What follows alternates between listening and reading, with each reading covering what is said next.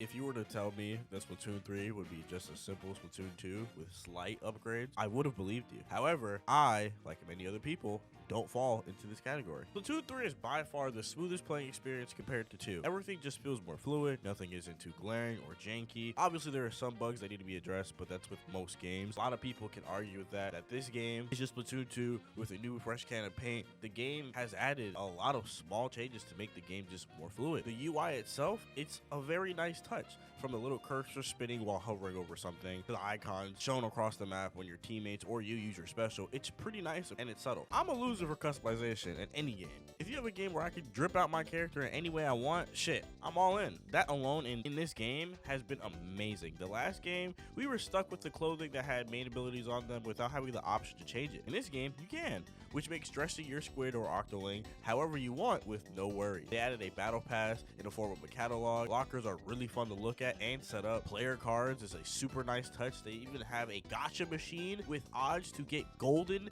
player banners and extra rare items. They really locked in and dialed up the customization in this game. They added badges, and some badges are harder to get than others, so you can really just show off. Another great addition to this game is the lobby. Instead of sitting at a boring screen full of names, it's now free roam, warming up on training dummies, and again, changes like this make the game more enjoyable. I don't know how others feel about the story for this game compared to others, but I do in fact think that this story being the end of the trilogy was cool from a gameplay standpoint. The levels were challenging, some a bit more challenging than others. Overall, it just wasn't easy like Splatoon 2 story mode was. Now, story-wise, I'm not gonna lie, I had to watch a video explaining the trilogy because for the entire story, I didn't know what the hell was going on and what was connected. And maybe that's because I started playing Splatoon on the second game. Besides story mode, there is a new game mode in Table Turf and a new system for rank and a 24/7 salmon run, which is great. Table Turf is actually quite fun. Granted, this may be my least played mode. It's a simple game mode that I'm sure I'll get more into over time. It's really just turf war, but in card form. Now, Anarchy battles just seem so